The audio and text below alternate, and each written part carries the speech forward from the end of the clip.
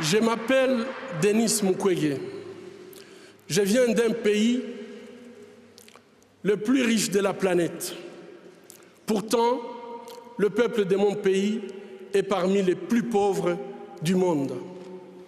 La réalité troublante est que l'abondance de nos ressources naturelles, or, coltan, cobalt et d'autres minéraux stratégiques, alimente la guerre, source de la violence extrême et de la pauvreté abjecte en République démocratique du Congo.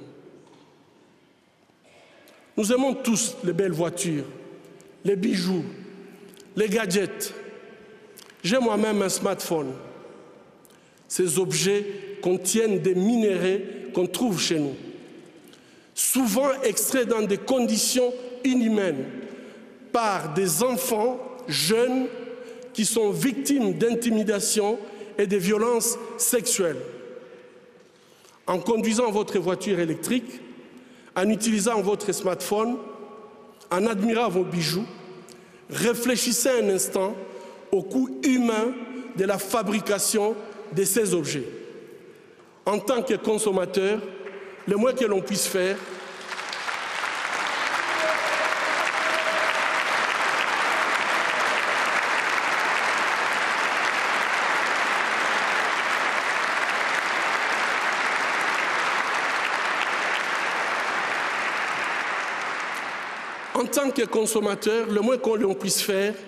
est d'insister que ces produits soient fabriqués dans le respect de la dignité humaine.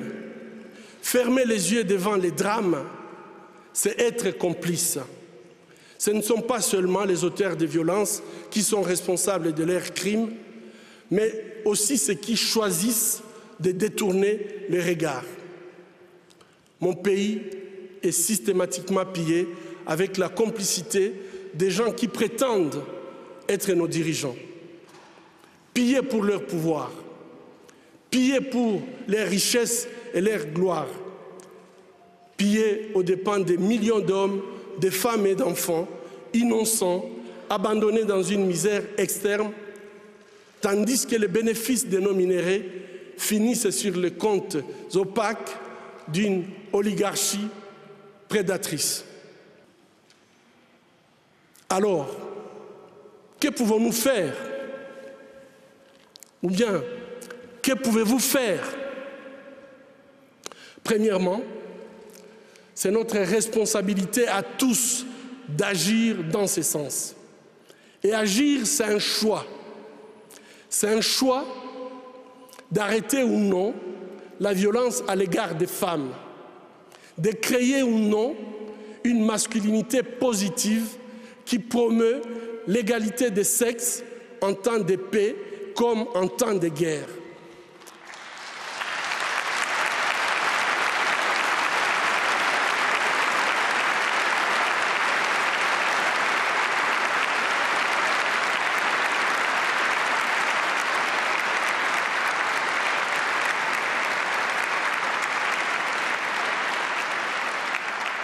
Agir, c'est un choix de soutenir ou non une femme, de la protéger ou non, de défendre ou non ses droits, de se battre ou non à ses côtés dans les pays ravagés par les conflits.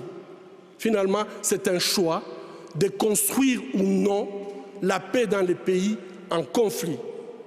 Agir, c'est tout simplement refuser l'indifférence.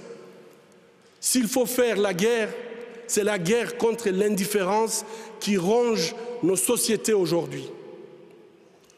Deuxièmement, nous sommes tous redevables vis-à-vis de ces femmes et de leurs proches, et nous devons tous nous approprier ces combats, y compris les États qui doivent cesser d'accueillir les dirigeants qui ont toléré, ou pire, utilisé la violence sexuelle pour accéder au pouvoir. Les États doivent